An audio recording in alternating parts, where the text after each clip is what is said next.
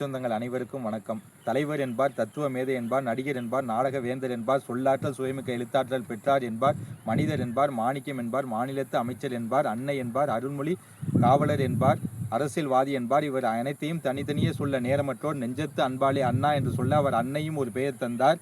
அந்த அன்னை குலம் காத்திரவே அவ்வைக்கு ஒரு சிலை, அஞ்சா நெஞ்சன் பாரதிக்கும் சிலை, வணங்காமுடி பாவேந்தருக்கும் சிலை, கம்பனுக்கும் சிலை, கப்பலோட்டிய தமிழனுக்கும் சிலை, வீரமா முனிவருக்கும் சிலை, உலகமெங்கும் தமிழை விளக்கிய வள்ளுவனுக்கும் ஒரு சிலை என தனித்தனியே 10 சிலை வைத்ததினால் நம் அண்ணன் தமிழின் மேல் கொண்ட பட்டுதால் அண்ணாவுக்கு சென்னையிலே ஒரு சிலை வைத்தோம். ஆள்காட்டி விரல் மட்டும் நீட்டி நின்றாயே எம் அண்ணா, ஆணையிடுகிறார் எம் அண்ணா என்று இருந்தோம். ஆனால் இன்னும் ஓராண்டு காலம் மட்டுமே வாழப்போகிறேன் என்று நீ உணர்த்தியது இப்போதுதான் புரிகிறது அண்ணா.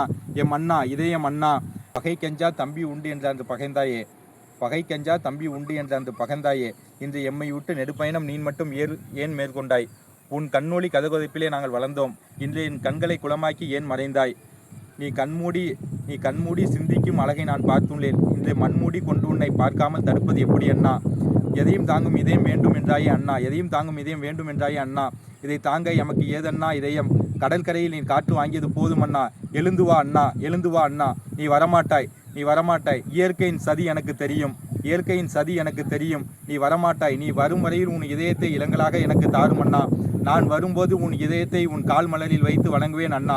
இது முத்தமிழறிஞர் டாக்டர் கலைஞர் அண்ணாவை மறைந்த போது ரொம்ப வருத்தத்தோடு எழுதின ஒரு இரங்கல் கவிதை இது.